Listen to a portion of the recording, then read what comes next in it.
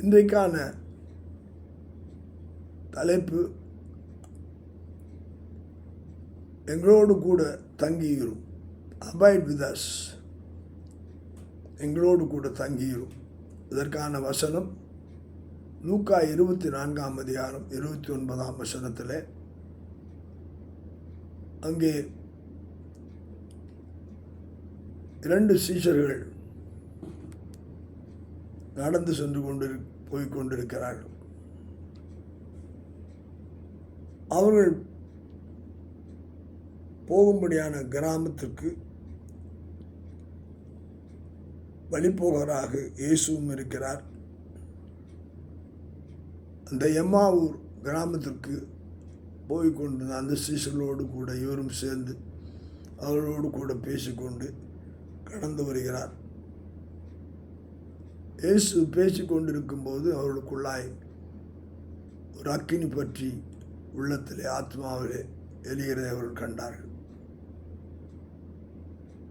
அதை கண்ட அவர்கள் அப்படியா இந்த கிராமம் நெருங்கும்போது சொல்லும்படியான வார்த்தை தான்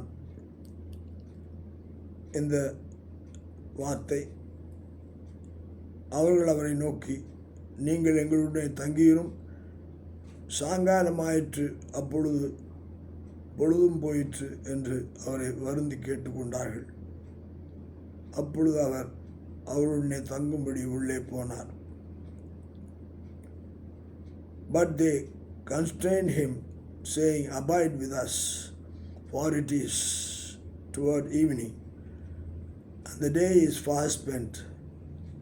And he went in to tarry with them. ஆண்டவர் அவர்களோடு தங்கினார்.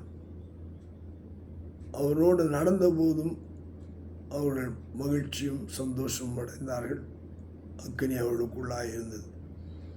இயேசு தங்கின போது அந்த இடத்திலே சமாதானமும் சந்தோஷமும் மகிழ்ச்சியும் பெருகிற்று. இயேசு நம்மில் தங்குவாரானால் நாமும் அந்த மகிழ்ச்சியை பெறலாம். கர்த்தர் உங்களை ஆசீர்வதிப்பாராக. ஆமென்.